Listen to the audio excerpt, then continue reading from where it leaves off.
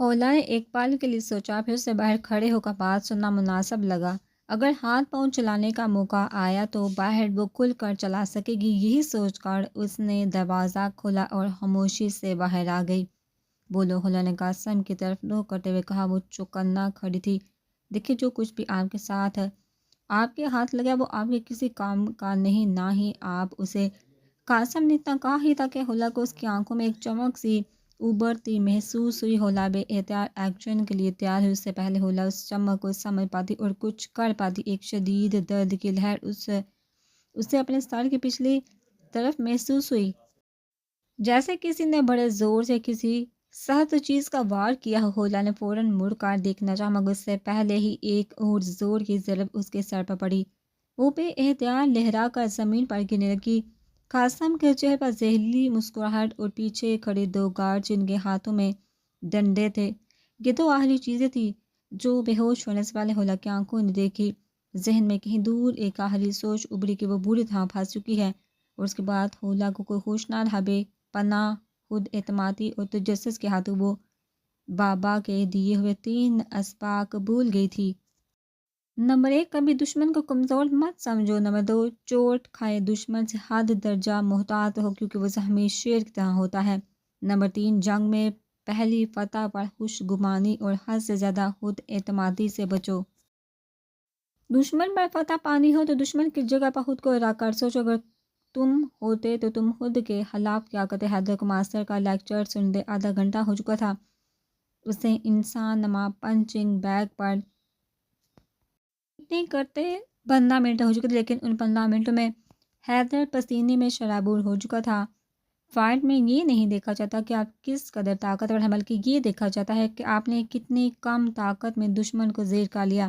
وہی اصلی martial art ہوتا ہے جو کم سے کم وار میں زیادہ سے زیادہ نقصان پہنچا سکے۔ ماسٹر کا لیکچر ساتھ ساتھ جاری تھا۔ ماسٹر ایک پوسٹر کے پاس رکے جس پر انسانی جسم کا ڈھانچہ اور لیبل رگو کو دکھایا گیا تھا۔ یہاں گردن کا ایک حصہ ہے جسے لیرکس کہا جاتا ہے۔ یہاں اگر ایک درمیانی شدت کا وار کیا جائے تو اس سے 3 نتائج ملتے ہیں۔ نمبر 1، شکار کو سانس لینے میں بہت مشکل ہو جاتی ہے۔ نمبر 2، شکار کو بولنے میں انتہائی وقت کا سامنا کرنا پڑتا ہے۔ نمبر 3، شکار کے لیے کھانے پینے کے عمل میں نگلنا مشکل ہو جاتا ہے۔ اگر وار کی شدت میں اضافہ کیا جائے تو شکار ہمیشہ کے لیے بولنے سے محروم ہو جائے، کیونکہ اس سے اس کا وائس باکس بریک ہو جائے گا۔ اگر بولنے کے قابل رہا بھی تو ایسا ایک پیچیدہ آپریشن کے بعد ہی ممکن ہے۔ ماسٹر لیبر ڈایاگرام سے حیدر کو سمجھا رہا تھا، اور حیدر بھی بڑی دلچسپی سے یہ پوائنٹ ذہن نشین کر رہا تھا۔ اگر آپ انتہائی کمزور ہیں، جیسے تم ابھی بچے ہو یا کوئی کمزور ناتواں لڑکی ہو، اور وہ ایسی حالت میں پھنس جائے جہاں ان کی جان یا عزت کو خطرہ پیش آ جائے، تو اسے کیا کرنا چاہیے؟ ماسٹر نے حیدر سے سوال کرتے ہوئے کہا۔ لڑنا چاہیے، پوری بہادری سے، حیدر نے جو سے جواب دیا۔ غلط، ماسٹر نے اطمینان سے جواب دیا۔ اسے خود کو بچانا چاہیے، پوری ذہانت سے، ماسٹر نے درست جواب دیتے ہوئے کہا۔ اصل مسئلہ ہے کہ جب ایسے حالات آتے تو اکثر گھبراہٹ، خوف اور سراسیمگی کے عالم میں عقل کا استعمال بھول جاتے ہیں۔ جذبات پر کنٹرول رکھ کر، سچویشن کو سمجھ کر اس کے مطابق اپنے ایکشن کا لائحہ عمل بنانا بہت مشکل ہے۔ تو ایسے حالات میں اس کمزور فریق کو چاہیے کہ وہ اپنے سے طاقتور کا سب سے کمزور پوائنٹ ڈھونڈے، اور اس کمزور پوائنٹ پر طاقت سے کیا گیا ایک وار ہی کافی ہوگا۔ ماسٹر نے سمجھاتے ہوئے کہا۔ اب ہم یہاں فرض کرتے ہیں کہ ایک بچہ یا ایک لڑکی اگر ایک طاقتور مرد کے چنگل میں پھنس گئے ہیں تو وہ جتنی بہادری سے بھی لڑے اسے جیت نہیں سکیں گے۔ اب تم بتاؤ، انسانی جسم میں سب سے نازک جگہ کون سی ہے؟ ماسٹر نے حیدر سے پوچھتے ہوئے کہا۔ آنکھیں حیدر نے فوراً کہا۔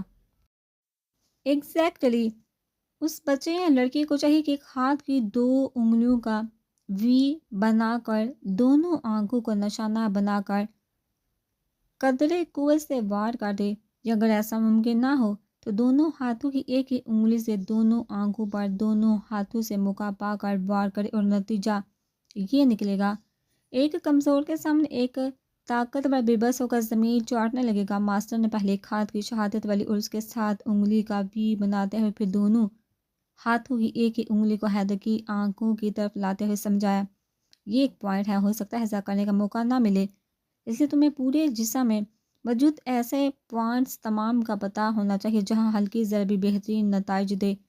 ماسٹر نے حیدر کو اس پوسٹر کے سامنے کھڑا کرتے ہوئے کہا، اس مباحثے کے بعد عمر تو جیسے پوری یونیورسٹی کا ہیرو بن گیا تھا، مگر جب کسی راہداری سے گزرتا اسے اپنے پیچھے سرگوشیاں سنائی دیتی۔ ہاں یہ لڑکا تھا، دیکھو وہ جا رہا ہے، اس کا نام عمر ہے۔ سنا ہے ڈی سی او صاحب نے بی سی کو کہا کہ وہ اس لڑکے کے ساتھ ایک فیملی ڈنر رکھنا چاہتے ہیں۔ یہ تو بڑا خاموش سا لڑکا تھا، لیکن یہ تو چھپا رستم نکلا۔ اس طرح کے نہ جانے کتنے ریمارکس عمر کے کان میں پڑ چکے تھے۔ مگر عمر شروع میں تو عمر کو خوشی تو ہی، مگر پھر الجھن سی ہونے لگی۔ اس نے ایمانداری سے اپنا تجزیہ کیا تو اس کو اعتراف کرنا پڑا کہ جو کچھ اس کے منہ سے نکلا خود بہت بے احتیاط نکلتا چلا گیا۔ انہوں نے کون سا تیاری کی تھی؟ اس کے لیے شاید یہ اللہ کی طرف سے مدد تھی، صلہ تھا اس محنت کا جس پر وہ آج کل دل و جان سے محنت کر رہا تھا۔ اس نے اپنی نظر کی حفاظت کی ہر جاندار بے جان سے۔ اس نے اپنے کانوں کو بند کیا ہر اس کلام سے جو اسے لگا اس کے رب کو پسند نہیں۔ غیبت، چغلی، گانے، فیس بک فری موڈ پر ڈال دی۔ وہ ہر ممکن کوشش کرا تھا بابا کی ہدایت پر عمل کرنے کی۔ اللہ اس کائنات کی سب سے غیرت والی ہستی ہے، بھلا کوئی اس ہستی کی خاطر کچھ کرے اور وہ اس کا بدلہ بڑھ چڑھ کر نہ دے، ایسا ممکن نہیں۔ عمر کو حضور پاک صلی اللہ علیہ وآلہ وسلم کی ایک حدیث یاد آنے لگی جس کا مفہوم کچھ یوں تھا، ایک وقت آئے گا جب پورے دین پر چلنا اتنا مشکل ہو جائے گا جیسے ہاتھ پر انگارہ رکھنا۔ یہ دور وہی تو ہے، مگر جو اس دور میں نفس کا انگارہ ہاتھ پر رکھے تو اللہ تو وہی ہے جس نے پہلو کو نوازا، اب عمر کو نواز رہا تھا۔ بس یہ ایک صلہ نہیں تھا، زندگی میں پہلی بار عمر نے ایمان کی حلاوت کا مزہ چکھا۔ وہ نماز پڑھا تھا، مگر اف کیا مزہ تھا نماز میں۔ اس نے سجدے میں سر رکھا 3 بار پڑھا سبحان ربی الاعلیٰ، مگر اسے مزہ آیا۔ اس نے 7 بار پڑھا، مگر دل اف یہ کیسا سکون تھا جس کا ذائقہ آج عمر چکھ رہا تھا۔ وہ پڑھتا جا رہا تھا، جتنا پڑھتا جا رہا تھا اتنا مزہ آ رہا تھا۔ اسے محسوس ہوتا جیسے اس کے چاروں طرف نور ہے، اس نور میں اللہ کا عرش سامنے ہے، اس کے جسم میں سرور بڑی کپکپاہٹ کی لہر دوڑ گئی۔ اسے لگا جیسے وہ اللہ کو دیکھ رہا ہے۔ کیسا سکون تھا۔ عمر کی آنکھوں میں محبت بڑی نمی اترائی، لیکن اس کے لب تھوڑا سا مسکائے۔ 2 رکعت نماز پڑھ کر وہ فارغ ہوا تو وہ وہیں بیٹھا بیٹھا کھو گیا اس کیفیت میں جو نماز میں تھی۔ اس نے زندگی بھر ایسی نماز نہیں پڑھی تھی۔ وہ حیران تھا اور خوش بھی۔ پہلی بار حلاوت محسوس ہوا، وہ اللہ کے قریب ہو گیا ہے۔ اللہ کے قریب جو ہوا، اللہ نے مخلوق کو حکم دیا کہ میری قربت چاہتا ہے، تم اس کی قربت چاہو۔ مباحثہ تو بہانہ تھا، وہی عمر تھا جسے کوئی جانتا نہ تھا، وہی عمر ہے جس کے ساتھ اب ڈی سی او تک بیٹھنا چاہتا ہے۔ یہ سارے کھیل تو اللہ کے تھے۔ اپنے بندو کے دل میں عزت جو ڈالنا تھی، مگر سبب عائزہ بنی، سبب کلیم بنا، سبب یونیورسٹی کی انتظامیہ بنی، سبب ڈی سی او بنا، سبب مباحثہ بنا، ان سب کو عمر نہیں جانتا تھا، مگر پلان اللہ کا تھا۔ اور بے شک جب وہ چاہتا ہے ایسے جگہ سے راستہ نکالتا جس کا کوئی وہم و گمان بھی نہیں کر سکتا۔ عمر نے وقت دیکھا تو حیران رہ گیا، اس کو پورے 32 منٹ لگے تھے 2 رکعت پڑھنے میں، مگر عمر کو وقت کا پتہ ہی نہ چلا۔ وہ سمجھ گیا تھا حلاوت کا ذکر کرتے وقت بابا پر رکعت کی اتاری ہوئی تھی، کیونکہ حلاوت ایمان کو لفظوں میں بتایا نہیں جا سکتا، سمجھایا نہیں جا سکتا، اسے کما کا محسوس کیا جا سکتا ہے۔ عمر کو اب محسوس ہو رہا تھا، مگر نہیں ابھی صلہ باقی تھا۔ آج کے دور میں اتنی محنت، جہاں نظر کی حفاظت ممکن نہیں، جہاں کان کی سماعت محفوظ نہیں، عمر نے ایک ماہ یہ مشقت کی، یہ کر دکھایا تھا۔ صلہ ابھی باقی تھا۔ ایک بہت بڑا مجمع لگا تھا، مجمع کے درمیان میں ایک اونچا سا اسٹیج تھا جس تک پہنچنے کے لیے کوئی سیڑھیاں نہیں تھی۔ سب کی نظریں ہاتھ آسمان کی طرف اٹھے تھے، ہر کوئی ہاتھ اوپر کے اسٹیج تک پہنچنے کی کوشش میں تھا۔ عمر بھی اس مجمع میں کھڑا تھا، سب کی نظریں اس اسٹیج پر کھڑی نورانی شخصیت پر تھی۔ عمر بھی سر اٹھائے اسٹیج کی طرف دیکھ رہا تھا۔ اچانک اس ہستی کا ہاتھ عمر کو ایک پل کے لیے اپنی طرف تھوڑا سا بڑھتا نظر آیا۔ دوسرے ہی لمحے پلک جھپکنے سے بھی کم لمحے میں عمر نے خود کو اسٹیج پر پایا۔ عمر نے نیچے دیکھا تو تا حد نظر اسے لوگ نظر جو اسی کوشش میں تھے کہ انہیں بھی اسٹیج پر آنے کا موقع مل جائے۔ عمر نے سامنے کھڑی نورانی شخصیت کو دیکھا، انہوں نے پیچھے جانے کا اشارہ کیا۔ عمر پیچھے چلا تو دیکھا اسٹیج پر ایک راستہ تھا جو نہ جانے کہاں جا رہا تھا۔ اس راستے کے سرے پر ایک اور نورانی چہرے والا شخص کھڑا تھا۔ اس شخص نے عمر کو اس راستے پر چلنے کا اشارہ کیا تو عمر اس راستے پر ہو لیا۔ اچانک عمر کی آنکھ کھلی تو اس نے خود کو اپنے بستر پر پایا۔ ایک لمحے کے لیے تو وہ سکتے میں آ گیا اور حوار کے بارے میں سوچنے لگا، پھر ہڑبڑا کر اٹھا۔ تہجد کا وقت تھا۔ اس نے جلدی سے وضو کے بجائے نماز پڑھا، سیدھا سجدے میں جا کے ربو بلک کا تڑپ تڑپ کر رونے لگا، آنکھوں سے پانی بہنے لگا۔ اس کو حضور پاک صلی اللہ علیہ وآلہ وسلم کی زیارت نصیب ہوتی اور راستے کے سر پکڑا شخص حضرت بلال حبشی تھے۔ یا اللہ، میں تو اتنا گناہگار تھا، تو نے مجھے یہ سعادت بخشی، کہاں وہ عام سا بندہ، کہاں اتنی بڑی سعادت۔ جتنا وہ سوچتا اتنا اس کا رونا پڑتا جا رہا تھا۔ روتے روتے اس کی ہچکی بند گئی، شدت جذبات سے اس کی زبان خاموش ہو گئی، اس کے پاس الفاظ ختم ہو چکے تھے، مگر اس کے آنسو اور اس کے جسم کا رواں رواں تڑپ رہا تھا۔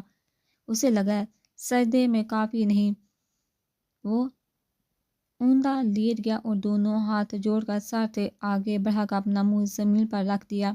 بے احتیاط اس کے زبان سے واضح نکلنے لگی، یا اللہ تجھے تیری عظیم رحمت کا واسطہ، یا اللہ تجھے تیری کبریائی کا واسطہ، یا اللہ تجھے تیرے حبیب صلی اللہ علیہ وآلہ وسلم کا واسطہ، یا اللہ مجھے نہیں پتا میں کس چیز کا واسطہ دوں، مگر اتنا کہوں گا، اے پروردگار، اے ارحم الراحمین، جو دولت مجھے دی ہے وہ کبھی مت چھینا مجھ سے، یا اللہ بے شک ساری زندگی میری کوئی دعا قبول نہ کرنا، آج بس ایک دعا قبول کر لے، قیامت کے دن مجھے اپنے اور اپنے حبیب صلی اللہ علیہ وآلہ وسلم کے آگے شرمندہ مت ہونے دینا، مجھے اب اسے دور مت کرنا، یا اللہ جانے انجانے میں مجھ سے کوئی گناہ ہو جائے تو معاف کر دینا، بس مجھے خود سے دور مت کرنا۔ شدت جذبات سے عمر کا گلا رون کے اور الفاظ نکلنا بند ہو گئے، مگر اس کا عمر تڑپ کر یہی فریاد کرتا رہا اور وہ ہاتھ باندھے اوندے منہ زمین پر لیٹا رہا۔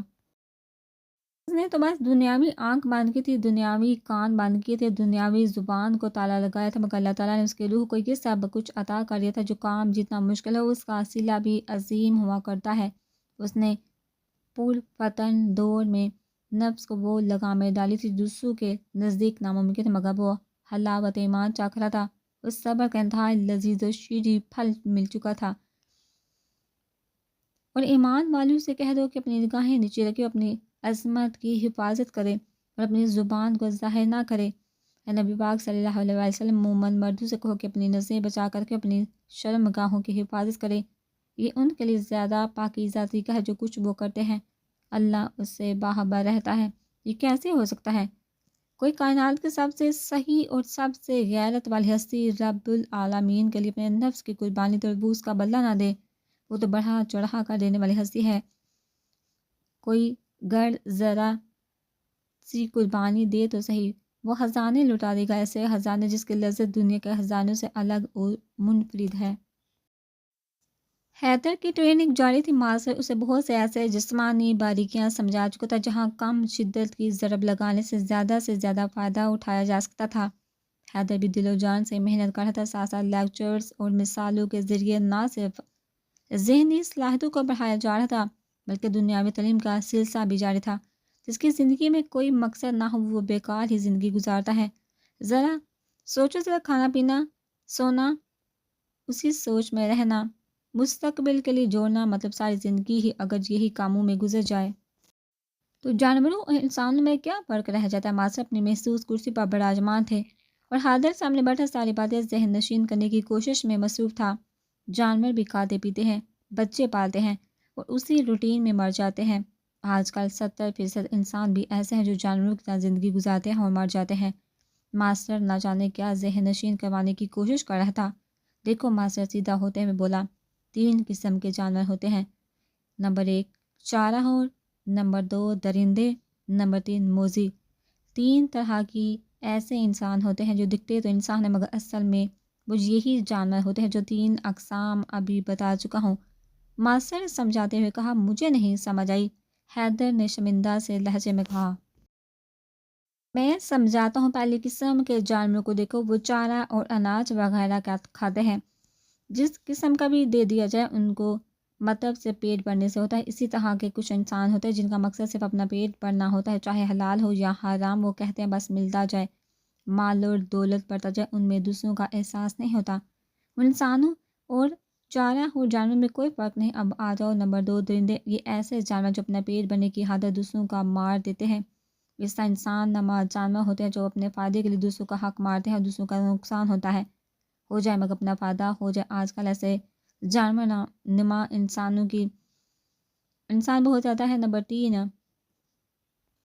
3 موذی جانور، یہ وہ جانور جو اپنا فائدہ ہو یا نہ ہو دونوں صورتوں میں دوسروں کا نقصان کرتے، مثلا سانپ بچھو وغیرہ جو اولو کو ڈستے، حالانکہ ڈسنے سے ان کا پیٹ نہیں بھرتا لیکن وہ اپنی فطرت کے مطابق ایسا کرتے۔ اس طرح انسان نماز جانور بھی ہوتے ہیں جو فائدہ ہو یا نہ ہو لیکن دوسرے انسان کو ڈستے ہیں، حسد کے مارے غیبت کرنا، چغلی کرنا، راہ چلتے کسی کی گاڑی کا شیشہ توڑ دینا وغیرہ۔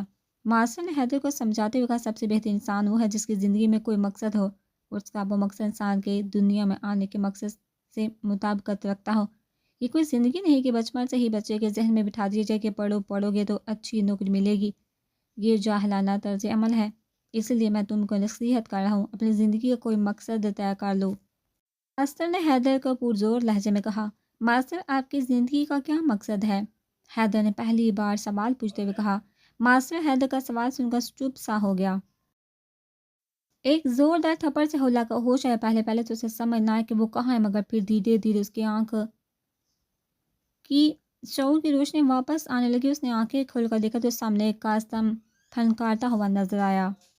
اس نے بے اختیار کھڑا ہونا چاہا تو اس پر یہ انکشاف ہوا کہ وہ کرسی سے بندھی ہوئی۔ اس نے خود پر نظر ڈالی، سب کچھ صحیح سلامت تھا، بس اس کا نقاب نوچ کا پھینک دیا گیا تھا جو ہولا کے سامنے زمین پر پڑا تھا۔ اس کے سر کے پچھلی جانب ابھی تک درد کی ٹیسیں ابھر ہی تھی۔ اپنی بے بسی کی حالت دیکھا ہولا نے ہونٹ بھیج لیے، مجھے نچائے گی قاسم سے غصے سے چلاتے ہوئے کہا اور ایک زوردار تھپڑ ہولا کے منہ پر دے مارا۔ ہولا کو لگا جیسے اس کے رخساروں میں آگ سے بڑھ گئی ہو۔ کمرے میں نعمان اور 3 گارڈ بھی موجود تھے جو خاموشی سے یہ تماشا دیکھ رہے تھے۔ مجھے رسوا کیا تھا، اب دیکھ میں تجھے کیسے رسوا کرتا ہوں، تیرا حشر کروں گا کہ تم موت کی بھیک مانگنے پر مجبور ہو جائے گی، مگر میں تجھے ماروں گا نہیں، سسکا کر زندہ رکھوں گا۔ قاسم نے نفرت سے کہا، وہ اپنے خطرناک ارادوں کو ظاہر کر رہا تھا۔ بزدل کی طرح کیوں بات کر رہے، مجھے کھول دو، ایک مرد ہو کر ایک لڑکی کو باندھ کر بات کاری ہمت ہے تو مجھے کھول دو اور پھر بات کرو، ہولا نے لہجہ سخت بناتے ہوئے کہا۔ وہ کیا ہے، تمہیں باندھ کر آسانی سے میرے مقصد پورے ہو سکتے ہیں، تم اچھلو گی کودو گی تو ایسے وقت لگے گا جو میرے پاس نہیں، ہاں مقصد پورا ہونے کے بعد کھول دیا جائے گا، اس وقت بھی تمہاری اچھل کود بھی دیکھ لیں گے۔ قاسم نے شیطانی مسکراہٹ سے کہا۔ ہولا کی طرف بڑھنے لگا۔ ہولا کام کی، چاہے وہ جتنی بھی بہادر تھی، آخر تھی تو ایک لڑکی ہے اور لڑکی کی عزت ہی اس کے لیے سب کچھ ہوتی، مگر اگر وہ آزاد ہوتی تو اور بات ہی، اسے دھوکے سے پکڑا گیا تھا، ورنہ وہ مر جاتی، زندہ ان کے ہاتھ نہ آتی۔ اسے بے اختیار بابا کے وہ سبق یاد آنے لگے جو بابا نے دیے تھے، کتنے ہی ایسے اسباق تھے جنہیں وہ نظر انداز کر چکی تھی اور اب احساس ہو رہا تھا، بابا کی باتوں کی سمجھ اب لگ رہی تھی۔ قاسم قریب آ کر ہولا کی آنکھوں میں آنکھیں ڈال کر کہنے لگا، وہ ڈھیٹا کہاں ہے، کیوں چٹایا تھا، کس کو دیا، سارے سوالوں کے جواب دینا شروع کر دو ورنہ تم جانتی ہو تمہارے ساتھ کیا کچھ ہو سکتا ہے، ویسے بھی تم کافی حسین ہو، نہ جانے اتنے حسن کو چھپا کر کیوں رکھتی ہو۔ قاسم شیطانی انداز میں ہنسا۔ ہولا کا دل چاہا اس کے منہ پر تھوک دے، مگر اس نے بڑی مشکل سے خود کو ایسا کرنے سے روکا، کیونکہ اگر وہ ایسا کرتی تو قاسم تیش میں کا انتہائی قدم اٹھا سکتا تھا۔ کیا تم وعدہ کرتے ہو اگر میں سچ بتا دوں تو تم مجھے بنا ہاتھ لگائے واپس جانے دو گے؟ ہولا نے قاسم کو دیکھتے ہوئے کہا۔ ہاں کیوں نہیں، تم باعزت طریقے سے واپس جا سکو گی، قاسم نے یقین دلاتے ہوئے کہا، مگر ہولا جانتی تھی یہ جھوٹ ہے، وہ اب اتنی آسانی سے ہولا کو جانے نہیں دے گا۔ ہولا نے دل ہی دل میں ارادہ کیا کہ وہ مر جائے گی لیکن قاسم کی کسی مقصد کو پورا نہیں ہونے دے گی۔ لیکن مسئلہ یہ تھا کہ وہ بے بس تھی، کاش وہ آزاد ہوتی، اے اللہ تو ہی میری مدد فرما، کاش بابا جانی کو پتہ چل گیا ہو، کاش وہ کچھ کر دے، زرار بھی اسے ڈھونڈ رہا ہو۔ جب انسان کچھ کر نہ پائے تو یہ کاش اور اس طرح کے خیالات جنم لینا شروع کر دیتے ہیں۔ سر باہر ایک شخص آئے جو آپ سے ملنے آئے، میں نے اسے کہا کہ آپ یہاں نہیں، لیکن وہ کہہ رہا کہ ان سے رابطہ کرنا بہت ضروری بات کریں، مزید اس کا کہنا کہ جو لڑکی قاسم صاحب کی دشمن ہے اس سے میری بھی پرانی دشمنی ہے، میں قاسم صاحب کو سب کچھ بتانا چاہتا ہوں کہ وہ لڑکی کون ہے، کس گروہ سے تعلق رکھتی ہے، تاکہ اسے قابو کرنے میں دونوں ایک دوسرے کی مدد کر سکیں۔ انٹرکام گیٹ پر موجود گارڈ اطلاع دیتے ہوئے کہا۔ قاسم نے چونک کر وہ اطلاع سنی اور اپنے فارم ہاؤس میں موجود تھا۔ یہ کون ہو سکتا ہے؟ قاسم نے نعمان کی طرف دیکھتے ہوئے کہا، کیا پتہ، لیکن دشمن کا دوست ہوتا ہے، یہ لڑکی جو بھی بتائے گی ہمیں پتہ لگانے میں وقت لگے گا کہ یہ سچ کہہ یا جھوٹ ہو سکتا ہے، یہ شخص کچھ بتا سکے۔ نعمان نے اپنی رائے دیتے ہوئے کہا۔ اس کی تلاشی لی ہے۔ قاسم نے گیٹ پر موجود گارڈ سے انٹرکام پر پوچھا، یس سر، اس کے پاس کچھ نہیں، بس ایک پلاسٹک کی پانی والی گن ہے جو عام طور پر بچوں کے پاس ہوتی ہے، بس سائز میں بچوں والی گن سے کافی بڑی ہے۔ چیک کر لیا گیا ہے، اس میں واقعی پانی ہے، ٹرانسپیرنٹ پلاسٹک ہے، اس لیے سب واضح نظر آ رہا ہے، اس کے اندر کوئی داتی پرزا نہیں ہے۔ اس کا کہنا تھا اس نے یہ گن اپنے بھتیجے کے لیے خریدی ہے۔ گارڈ نے بریف کرتے ہوئے کہا، اوکے، اسے اندر بھجوا دو۔ قاسم نے ہدایت دیتے ہوئے کہا۔ حولا بھی یہ ساری باتیں سنی تھی، وہ حیرت سے سوچنے لگی، یہ کون ہو سکتا ہے، اس کی کیا دشمنی؟ حولا سے ذہن پر بہت زور دیا، مگر حولا کو جانا ہے اس نے کہ اس کی کسی سے دشمنی ہے، حولا کو پتہ تک نہیں تھا۔ تھوڑی دیر بعد ایک گارڈ ایک اجمی شخص کو لے کر اندر کمرے میں داخل ہوا اور نوادر کو کمرے میں چھوڑ کر واپس چلا گیا۔ اجمی شخص عام سا معلوم ہوتا تھا، ایک لمبا سا کوٹ پہنا ہوا تھا، ہاتھ میں پانی والی گن تھی جس میں پانی جھلکتا نظر آ رہا تھا، سر پر لمبی سی ٹوپی عجیب سا ہولیا تھا، جیسے کوئی اسٹیج پر شو کرنے والا جادوگر ہو۔ اجمی نے کمرے میں موجود لوگوں کو ایک نظر دیکھا۔ دو گارڈ کے ہاتھوں میں اسلحہ تھا، ان پر ایک پل کے لیے اس کی نظر ٹکی اور پھر اس کی نظر کرسی پر بندی حولا پر پڑی۔ آہا، کیا بات ہے! اب آئی اونٹنی پہاڑ کے نیچے بڑی اچھل کود کرتی تھی، آج لگ گیا پتہ، اچھل کود کا نتیجہ یہی ہونا تھا تیرے ساتھ۔ وہ ہاتھ نچاتا ہوا لڑکا عورت کی طرح حولا کو کوسنے لگا۔ حولا نے حیرت سے عجیب حرکتیں کرتے اس شخص کی طرف دیکھا جسے وہ جانتی تک نہیں تھی۔ یہ میری طرف سے، یہ کہہ کر اس نے پانی والی گن کا رخ حولا کی طرف کر کے ٹریگر دبایا تو پانی کی ایک بڑی پھوار حولا کے منہ سے ٹکرا، پانی حولا کے منہ سے ٹپکنے لگا۔ بے اختیار حولا کی آنکھیں بند ہوئی کچھ سیکنڈ کے لیے۔ کون ہو تم اور اس لڑکی سے کیا دشمنی ہے؟ کیا جانتے ہو اس کے بارے میں؟ جب تک میں نہ کہوں اب کوئی حرکت نہ کرنا، قاسم نے سخت لہجے میں ہدایت دیتے ہوئے کہا۔ آج صاحب کیا بتاؤ، یہ لڑکی ایک پکی فراڈ ہے، لوگوں کو محبت کا جھانسا دے کر شادی کرتی ہے اور شادی والے دن بے ہوش کر کے سب کچھ لوٹ کر لے جاتی ہے۔ اس کے ساتھ اس کا گروہ بھی ہے۔ اس فراڈر نے میری عمر بھر کی پونجی لوٹ لی، مجھے اس کا دکھ نہیں، اور اس نے تو دل توڑا ہے۔ میں تو محبت کرنے لگا تھا اسے، اور بے وفا تو ایک بار کہتی میں جان بھی ہنس ہنس سے لوٹا دیتا، دولت کی تو کیا اوقات۔ اجمی شخص چوکڑی مار کر نیچے بیٹھ گیا اور سر پیٹے ہوئے دہائیاں دینے لگا۔ قاسم اور نعمان حیرت سے اس شخص کو دیکھنے لگے، جبکہ حولا بھی آنکھیں پھاڑ پھاڑ کر اس شخص کو دیکھی تھی، اس سے پہلے کبھی دیکھا نہیں، اور وہ اس پر کیا کیا الزام لگا رہا ہے، لیکن وہ چپ رہی۔ وہ جو بھی تھا اس کے بہانے اس کا برا وقت کچھ دیر اور ٹل رہا تھا۔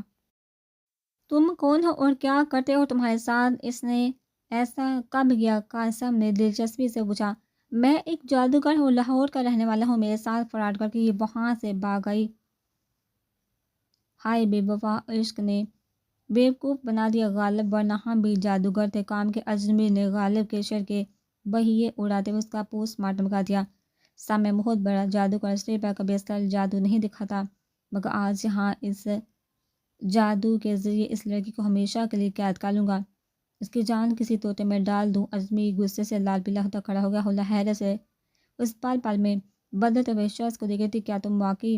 کیا تم پاگل ہو؟ اس دور میں جادو جیسی کوئی چیز نہیں ہوتی، ہمیں اس لڑکی کے بارے میں جو پتہ ہے وہ بتاؤ اور یہاں سے دفع ہو جاؤ، ورنہ یہ نہ ہو تمہارا نام و نشان بھی نہ ملے کسی کو، نعمان نے سخت لہجے میں کہا۔ نعمان کی بات سن اجمی اچھلنے لگا، اتنی بڑی گستاخی، دور حاضر کے مہان ترین جادوگر کی شان میں اتنی بڑی گستاخی، جس سے افریقہ کے سرخ جنگل کی کالی دلدل کی خون اشام بدوحیں بھی پناہ مانگتی ہے۔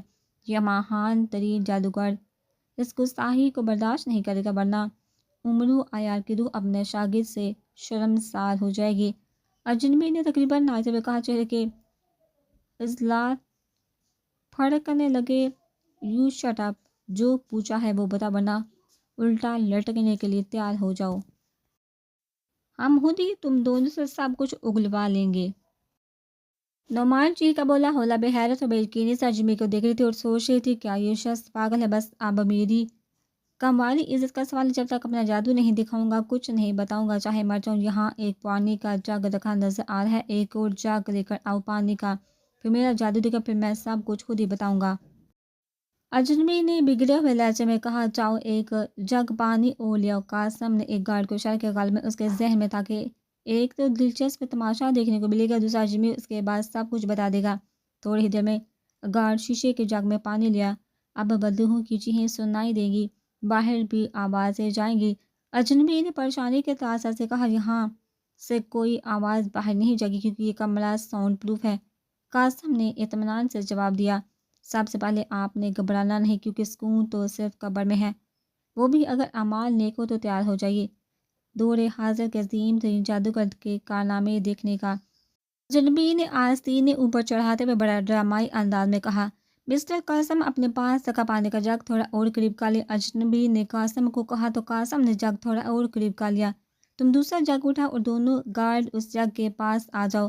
اجنبی نے ایک گن والے گارڈ کو اشارہ کیا تو اس گارڈ نے پانی کا جگ اٹھا لیا جبکہ دوسرا گارڈ اس کے قریب آ گیا۔ سب کے چہروں پر دلچسپی کے سار نظر آ رہے تھے، یہاں تک کہ حولا بھی دلچسپی لیے بنا نہ رہ سکی۔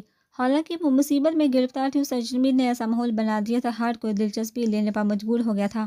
اب میں گنتی گنوں گا تو میرے 3 کہتے ہی آپ تینوں نے اپنے ہاتھ آسینوں سمیت جگ میں ڈال دینے ہیں اور پھر شروع ہوگا میرا جادو۔ اجنبی نے ہدایت دیتے ہوئے کہا۔ قاسم اور دونوں گارڈ نے سر ہلا دیے۔ 1 2 اور 3 اجنبی نے 3 چلا کر کہا۔ تینوں نے اکٹھے اپنے ہاتھ پانی کے جگ میں ڈال دیے۔ جب قاسم نے اپنے ہاتھ جگ میں ڈالنے لگا تھا تو اسے اپنے آستین پر گولڈن کلر کا معمولی سا کوئی چیز دکھائی دی، لیکن غور کرنے کا وقت نہیں تھا اس لیے اس نے فوراً اپنا ہاتھ جگ میں ڈال دیا، مگر اگلا ہی لمحہ اس کمرے میں موجود ہر شخص کو دہلا گیا۔ دڑا دڑا کی 2 آوازیں سنائی دی اور قاسم اور گارڈ کے ہاتھوں میں موجود پانی کے جگ ایک دھماکے کے ساتھ پھٹ گئے۔ ساتھ ہی قاسم اور دونوں گارڈ کے ہاتھوں کے چھیدر اڑ گئے۔ نہ صرف ان کے بلکہ حولا اور نعمان کے منہ سے بھی چیخیں نکلی، مگر دونوں گارڈ اور قاسم کی چیخیں بلند اور کرب میں ڈوبی تھی۔